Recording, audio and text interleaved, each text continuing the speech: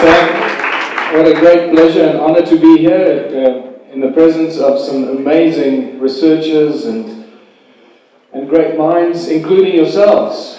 You're here because your mind's open. You're out of the box. You're down the rabbit hole. But unfortunately, none of you know how far down the rabbit hole you are. So, let me ask you, by way of hands, how many of us think that the world is perfect as it is, that everything is just beautiful and hunky-dory? Good. That means we're all of one mind and we know that something is wrong with this beautiful world of ours. And that's really this journey that I'm going to take you on, is to try and learn from the ancient past and try and connect the dots from the ancient past and see how much we can learn from the ancient civilizations and to use that knowledge to the benefit of humanity today. Because, are you okay?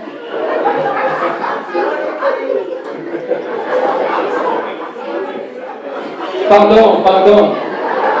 Bonsoir, Française. Because if we can't actually put this information to any good use, it's no bloody good at all, is it? We're just going around in circles, looking at ancient cultures, amazed at what we find, and going home and watching TV, and going straight back into the matrix, becoming slaves, and continuing this journey of enslavement. And it's up to us to stop that cycle. So my presentation really deals with looking at this ancient knowledge and applying it to the benefit of humanity on this entire planet. And that's my single-minded objective tonight as it is from this day forward. The great human puzzle. The fact that we don't know the answers to these three simple questions that all of us have asked ourselves at some stage of our lives clearly means that we've lost that knowledge and that information, that we in fact are a species with amnesia. The fact that we don't know who we are, where we come from and why we're here is part, if not the largest part of the problem that faces humanity today. Because when you start looking at ancient cultures and ancient civilizations, it becomes very obvious that they had a much better understanding of those three questions. That they seem to have known, they seem to know who they were, where they came from and why they were here. And they tell us this in their texts, in their carvings, in their art, and their literature they left for us from ancient times. But that is the knowledge that has slowly and systematically been removed from the knowledge pool of modern society. I don't want to sound like I have a mental problem, but I'm speaking slowly for the benefit of the bloody French people. And I apologize that I can't speak both languages. But that would be weird if I had to say it twice, right? What you find is when you start looking back at human history is that the first thing that struck me, which is so very obvious, is that history is much older and much stranger than most of us could ever realize. And that is part of the exciting part of this journey. It is truly like turning a new page of exciting information every day once you go down this journey. And that's what keeps me going and keeps me searching, not just for answers from the past, but solutions to the future. We read in the ancient texts and in the Bible that when the gods were on the earth, there were giants. This is just an example of how strange the history of our planet has been. Now, when you walk into an average bar or to an average dinner today, and you start talking about giants to people, they look at you very strangely because it's not really a subject that most people are comfortable with, or they know very little about it. And yet, It's something that is inextricably connected to this planet, the history of this planet, and to humanity as a whole. And to show you how strange and weird this story of giants is, I'll show you this giant footprint that's about 2 hours from my house in South Africa. Now, when I first posted this on the internet, I had thousands of emails. I mean, within a week we had more than 1 million hits on this YouTube clip.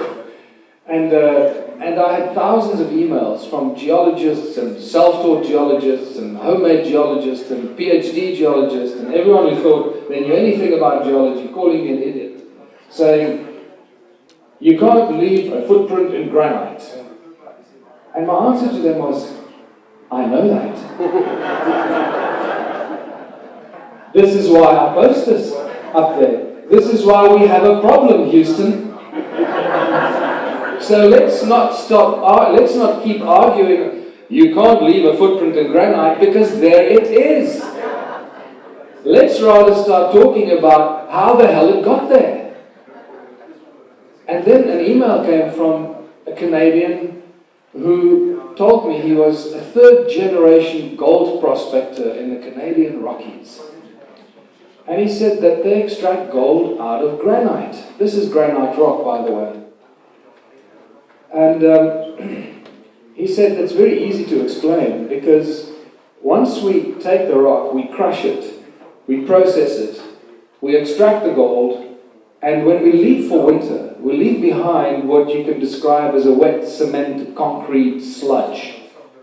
When we come back after winter, this concrete sludge has hardened, and often we find animal footprints and bird footprints in it that have gone hard.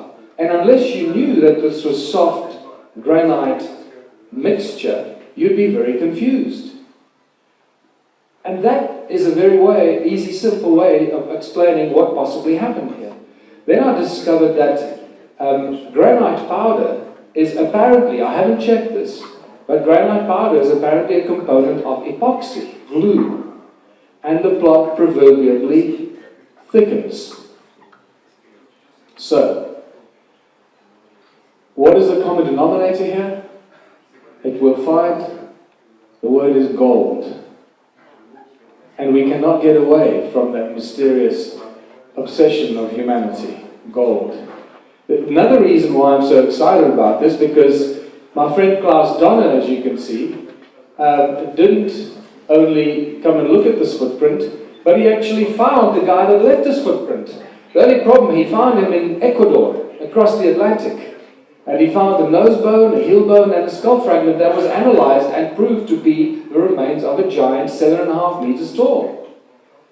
So now we've got a connection between giants in South Africa and giants in Ecuador, taking very large steps across the Atlantic.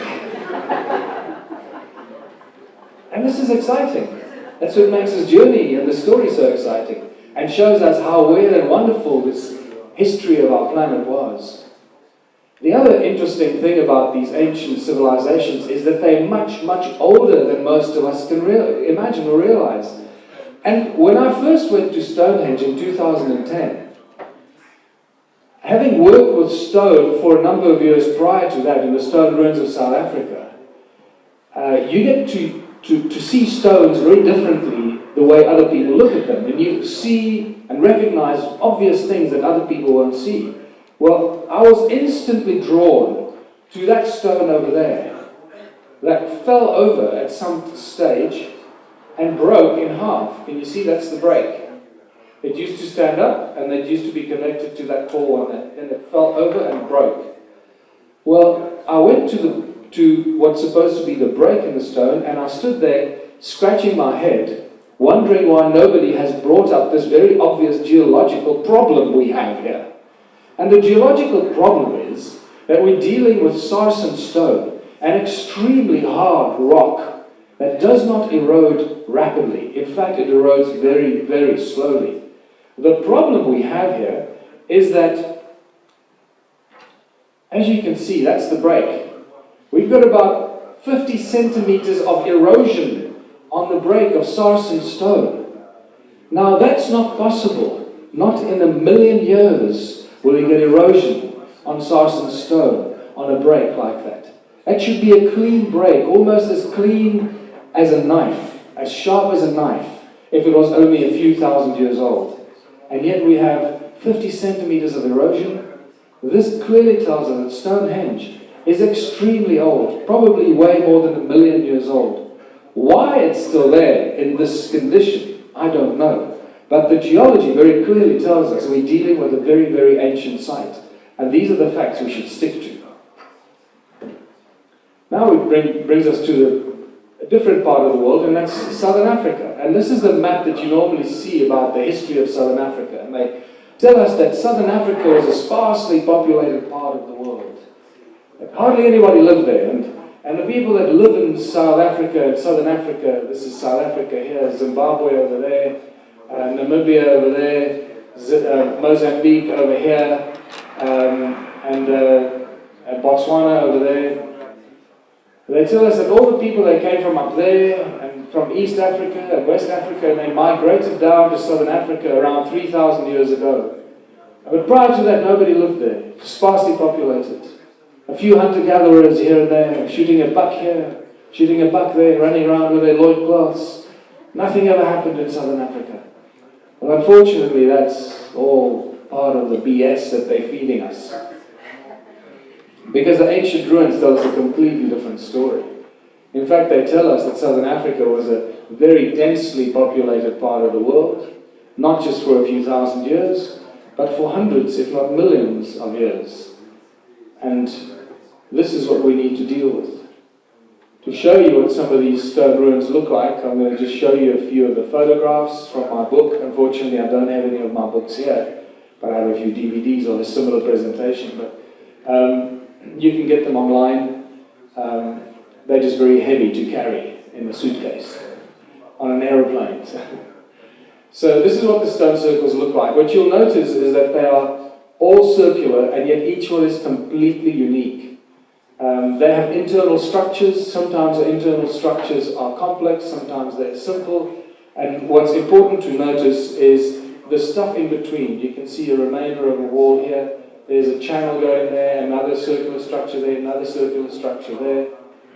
And don't just look at the circles themselves, look at the stuff around the circles, because there's much more, 90% more stuff lying buried beneath the soil around the stone circles. We affectionately call them stone circles, and that's what they've been called. Just another example of some of the more complex ones, and look at the stuff around it. The stuff around it, how much more there is hidden beneath the soil. This is a beautiful example of the stone circle and all the stuff buried beneath the soil around it. It's what I call like a spider's web effect that stretches away from the circle itself.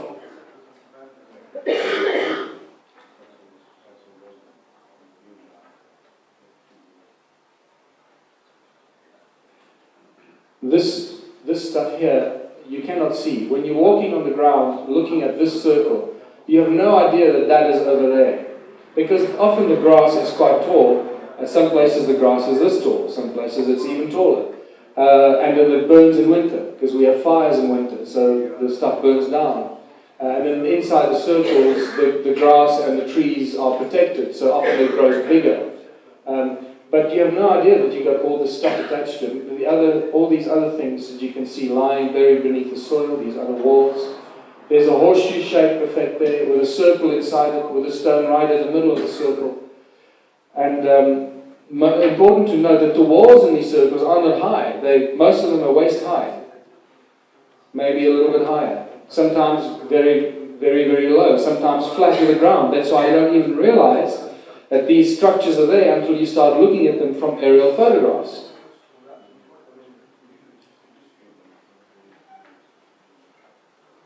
Look at all the stuff in between, as you can see from this aerial photograph.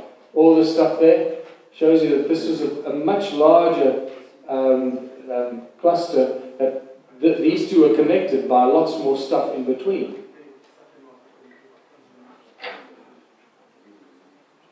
And then we start seeing beautiful flower-shaped stone circles with channels coming out of them, connecting to a bigger channel here. And then a little diversion of a channel going to a cluster of hexagonal-like cells. Hexagonal cells out of stone? What's going on here? And we also find out that they're not only, these stone circles aren't only pretty to look at, but they also align with the movement of the sun, north, south, east, west. But not only with north, south, east, west, with the solstices, the equinoxes, and then we also start seeing encoded in them some very interesting and very advanced and intricate sacred geometry. And you start realizing that these were not built for humans, and they were also not built for cows, because all our history books still claim that these are cattle kraal, or cattle enclosures, built for cows and sheep. And there's a big debate whether it were cows or sheep. It's a very important debate.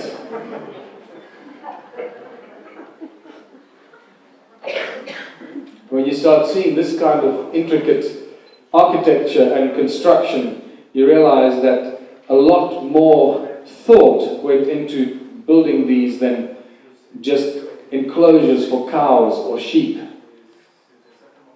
The other important thing is that the channels between these stone circles run for hundreds of miles. No stone circle stands alone. They're all connected, part of a very large grid, together with that spider's web effect around it. And these channels sometimes are 3 meters wide, sometimes are as narrow as a meter, and they connect all these stone circles and these clusters of circles together.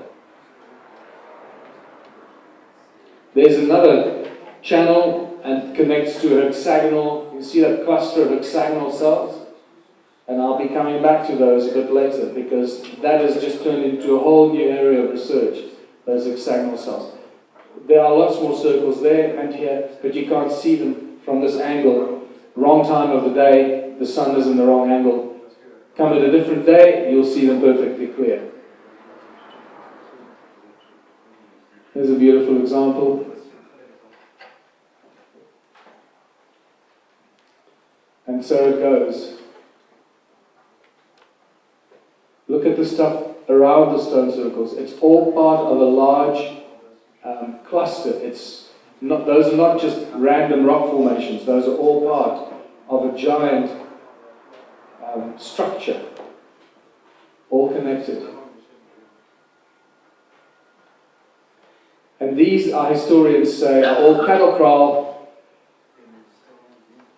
built by migrating tribes as they were looking for a place to stay for a little while.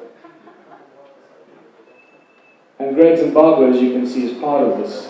Very obvious, similar kind of structure, similar kind of circular patterns, an extension from the center, except Great Zimbabwe is much, much larger and far more impressive and plays a very important central role in this ancient vanished civilization in southern Africa. The other fascinating problem we have in this sparsely populated part of the world are 450,000 square kilometers of agricultural terraces. Boy, these 5,000 guys are really busy that live down there. They were building agricultural terraces for God knows what, obviously to feed their cows maybe, I don't know. But apparently our history books tell us there was nobody there.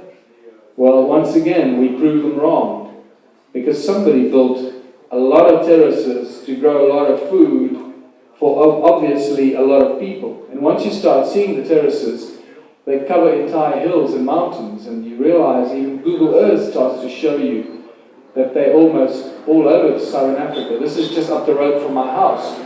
The entire mountain is covered in terraces, channels, and stone circles, connecting it all together into a huge grid. At the top of the mountain, it looks something like this. And from this point, you're looking at a radius of at least 100 kilometers that it used to look like this in ancient times. Sometimes it's destroyed by town development, sometimes it's destroyed by forestry or roadworks, Sometimes the roads go right through half a circle. You see, when you look on Google Earth, you see the road, and then half the circle is sticking out of where the road goes.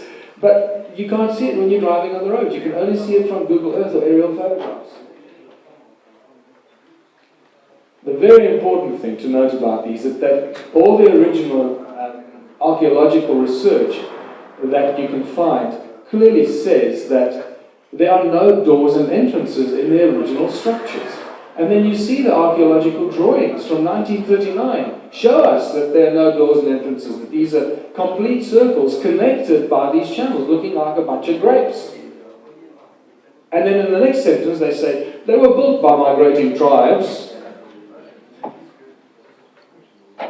And this gets very exciting for me when you start seeing that sometimes these stone circles are concentric. This is the same archaeological report from 1939 from Bloemfontein University in South Africa. Now the biggest surprise comes when you ask, well, how many of these stone circles are there? Well, there's a long history with these stone circles that goes back to around 1495. 500 years ago already, the Portuguese explorers knew about these stone circles when they landed on the beaches on the coasts of Mozambique, and they started coming into southern Africa. And they came across these stone circles. They write about them in their catalogues, in their reports from the late 1800s, early 1500s.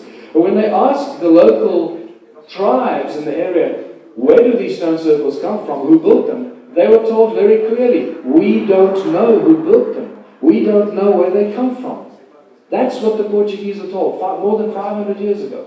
And yet our modern historians claim they know exactly who built them, when they built them, how they built them, what they built them for. Because you see, that's how our academics have become really wise and clever. And the guys in the past were all very stupid. They knew nothing. Right?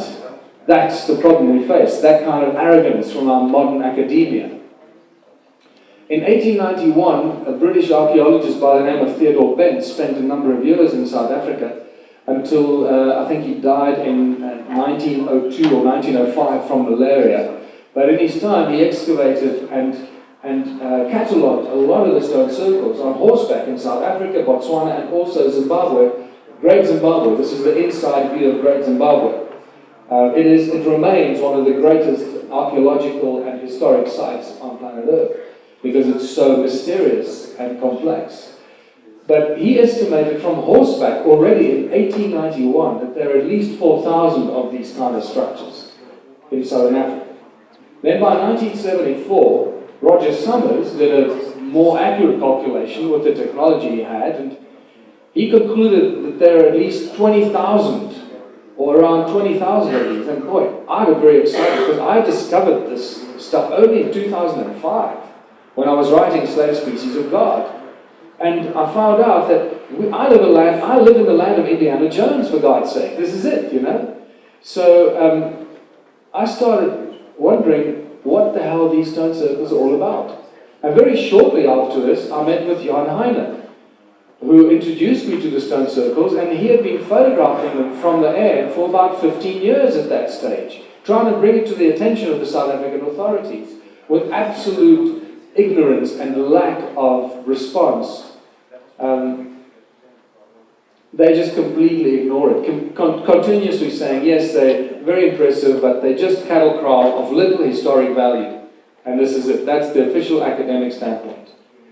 So by the time I got involved in 2007, within 6 months I walked through at least 1,000 of these stone circles myself, researching them, photographing them, sitting in them, sleeping in them, wondering what the hell this is all about. And then I concluded that if I could walk through 100,000 of these, through 1,000 of these, there must be at least 100,000 of these. So I thought, well, I can't just put, I think there are 100,000 of these in my book. It's not going to go down very scientifically. So I thought, let me try and be as scientific about this as I can with the tools that I have. So I started using aerial photographs and Google Earth, and I started looking at large areas and getting averages per square kilometer. How many stone circles per square kilometer? How many per hectare? And how many per 100 square meters? And so forth. And I came to the number of about 3.26 stone circles per hectare. And then I extrapolated it to the size of these settlements, and I nearly fell off my chair. Because the number I came up with completely blew my mind, and I thought I was making a mistake. So I counted over and over and over again, because I didn't want to accept the number. Because the number that I faced after I finished counting, so I started counting. I normally say that I counted one by one, but that's not true. And you can all go and do this. Go to Google Earth and just look around Southern Africa and you'll fall off your chair. Because it's everywhere. Different times of the year, you'll see different things. It all depends when the pictures were taken by Google. What time of the day, and so forth. What time of the year, if the grass was long or short. This is south of Johannesburg. There are thousands and thousands of them south of Johannesburg, and no one's doing anything about it. This is a whole other thing. I'm going to come back to this. This is about 15 kilometers outside of Rustenburg, west of Rustenburg towards Botswana. Rustenburg is a town that I grew up in, on the platinum mines. Remember, South Africa is one giant bloody mining colony.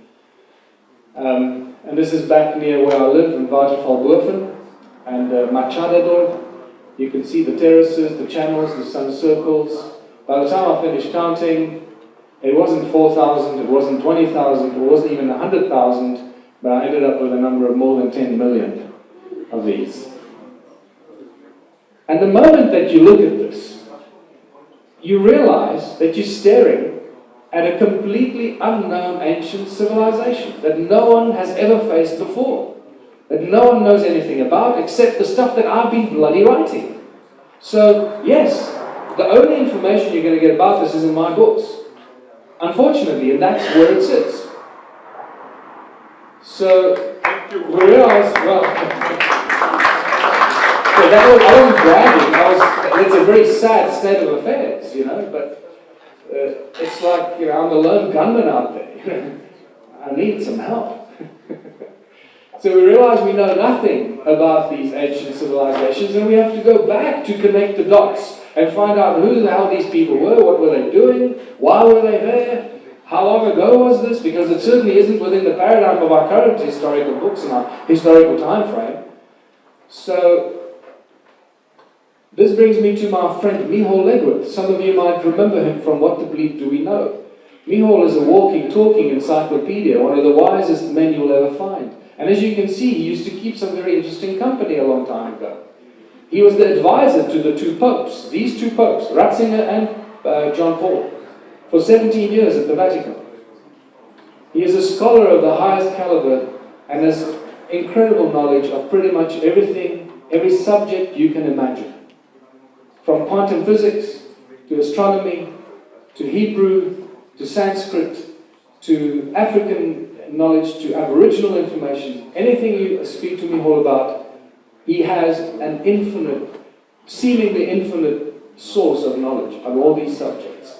Well, while he was studying, and many years ago, he made an incredible discovery. He realized that the original phrase in the Hebrew Bible, the first sentence of the Hebrew Bible, does not start with the obligatory Aleph, the first letter of the Hebrew alphabet. And all sacred texts in Hebrew, sacred texts have to begin with the first letter of the Hebrew alphabet, Aleph. But when he inserted the Aleph into that opening phrase, and when I was just with Michal in Washington now before I came here, and he wrote down the Hebrew text for me, but obviously I forgot it in the room, so I'm not going to read it to you, unless I've got it in my pocket. I don't think I've got it in my pocket now. Basically, what we've learned the Bible to tell us, the opening phrase is, in the beginning God created the heavens and the earth. In Hebrew. When he added Aleph, it changes the entire meaning of that opening phrase. And it now says, the Father of the beginnings created the Elohim, the heavens and the earth. And that changes everything. Because it suddenly brings Judaism, Christianity and Islam into parallel and in sync with all other ancient cultures, all other ancient civilizations and creation stories that talk about a resonance or a sound, or the Father or the Creator who brought forth into creation everything through sound. Because we realize very soon after this that sound and resonance are the common links of all creation stories, no matter where you go, no matter what culture you look for, whatever part of the world you go to, sooner or later, in their creation and stories of origins, you will find those words: sound, vibration, resonance. It's quite spectacular. It's like clockwork. In Christianity, we have the Word. God said, "Let there be light," the Father of the beginnings. In Hinduism, we have the Om or the Aum, the primordial source and resonance of things. The Egyptians believed that the universe was sung into creation. The Hindu creation story is fantastic. Everything was so peaceful and silent that Vishnu slept undisturbed by dreams or motion. From the depths, a humming sound began to tremble. Om. It grew and spread, filling the emptiness and throbbing with energy. The night had ended. Vishnu awoke. It's just a much more dramatic and visual version of God said, "Let there be light." And then we realize that all this stuff can very quickly be connected to our understanding, or our very, very childlike understanding at this stage of sacred geometry and the so-called 6 days of creation, and how all that fits together with all these creation stories, and the 6 aspects of Om in Hinduism and Buddhism, and the Mayan creation story that talks about the heart of sky and 6 other deities, including the feathered serpent that wanted to create human beings with hearts and minds who could keep the days so that they could be enslaved and dig for the gold. And we realize that the 6 aspects of the all-seeing eye of Horus give the game away, because they very clearly show us that we're dealing with resonant harmonic principles. Resonance, sound, frequency. That's what this is all about. What does this all have to do with ancient civilizations, you ask? Everything. Because they understood this, they encoded it in their language, they encoded it in their symbols, in their artwork, in their carvings, and they used it as a source of energy for everything they did. And we are learning all about this. What Sam is discovering here at the Bosnian Pyramid, what has been measured and detected in the Egyptian pyramids, in the ancient sites around the world, and especially what I've been measuring in South Africa in the stone circles and at Adam's calendar, all points to scientific advanced knowledge. Pardon.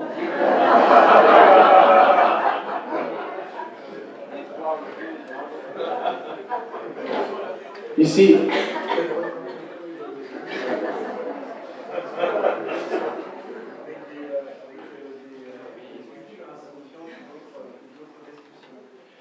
sound and frequency was used to control and manipulate humanity for thousands and thousands and thousands of years. It's very clear that this was the case. And we see it in the artwork, in their carvings, in the images, and also the information that they left behind.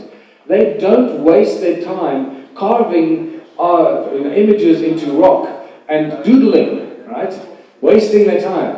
Everything they do, all the carvings they leave behind are very, very specific. So when you look at ancient carvings, look at every bit of detail. How many toes do they have? Is there something weird with their hair? Is it actually a face, or is it something else? What is on their arms and legs? What is around their waist? Look for the details in these carvings, because everything has a specific message and nothing is wasted.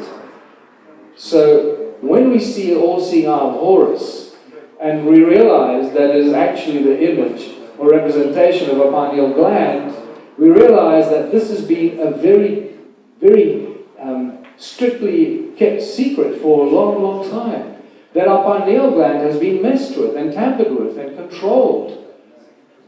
And the fact that our pineal gland is the receptor, receiver and receptor and transmitter in our brain, that we should be communicating with everybody telepathically, is a big problem. That is actually part of the the species with amnesia. How do you create a species with amnesia? You prevent them from communicating with each other. I think Sam brought it up yesterday. If I can't read your mind, then I can lie to you. And if you can't read my mind, if I have to speak to you, then I'm now using a method of communication that I can deceive you with. Because I could never lie to you if you can read my mind. And yet, today, people still struggle with it. They say, oh, telepathy, what kind of nonsense is that, you know? Well, thoughts are waves, frequencies, just like sound leaving my mouth is a frequency that reaches your ears and goes through a very advanced process for you to decode this bloody frequency that is invisible, for you to understand what I'm saying. Right? So, how many of you more or less think that you understand what I'm saying? Just good. You see, so we are communicating. There's a response. There was an action response. It means that there's comprehension. And yet, can you see the waves leaving my mouth, reaching your ears, going inside and going through all the processes to your brain, firing all the neurons? And no, you don't see that. And yet we accept it. But this is how things work. But if you tell somebody, well, you can communicate telepathically, they say, ah, what kind of rubbish. I must just remind you is that what kind of rubbish, I've never heard of it, is not a scientific argument. Okay? And yet people get away with it. You start telling people some amazing new stuff and they say, what kind of rubbish is that? I've never heard of it. Next time somebody says it to you, you know, that's really sad. That means you're really badly informed. Go away, do some research, and when you've heard of it, come back to me and we can have a discussion. Otherwise, I'm talking to a bloody idiot, and because you haven't heard of it, what are you doing? You're watching TV, read some bloody books.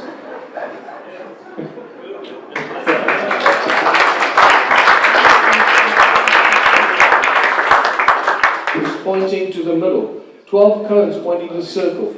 And a cone in his hand which he's focusing at something. So he's obviously doing something with this cone, telling us they're performing some sort of operation or some sort of, they're doing something with this cone-shaped thing in his hand, and more cones in a circular structure. There are 12 of them pointing to the middle. Well, and it seems that these guys were somehow controlling our pineal gland and the tree of life or DNA. Many theories are going around as to what they were doing with these cone-shaped tools. But I believe it's all to do with sound and frequency, manipulating and controlling humanity with sound and frequency. And nothing has changed, because today, there's your all-seeing eye of Horus, and there's six of those 12 cones to represent, you know, the thing on his wrist, and the control through frequency carries through TV, radio, cell phones, Wi-Fi. All of this is just a control system over humanity. Nothing has changed over thousands of years.